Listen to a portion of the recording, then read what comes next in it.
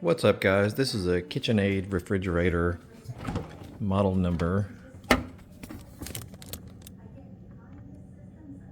KRSC503ESS01, but this could apply to many different refrigerators. The issue was the dispenser would work properly, the water would work properly, but the ice maker would not fill with water. And even if you filled it manually, it would not dump ice properly inside. So you see it's getting kind of low in here, and this has been more than a day or so.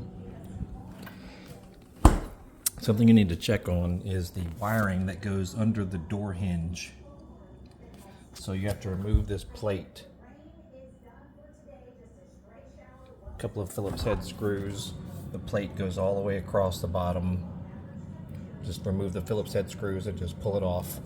You'll see this wiring around the hinge, and what's going on is over the years of use the wires start to get pinched.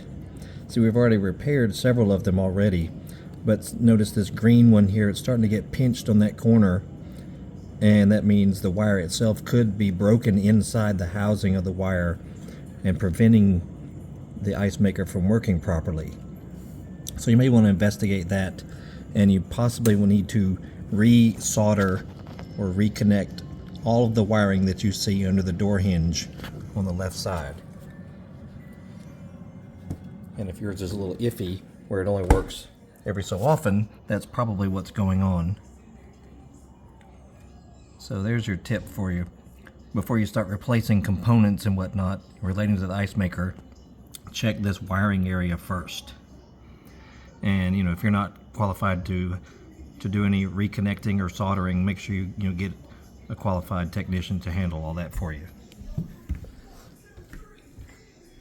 And there's what ours looks like, but this could apply to any refrigerator, freezer.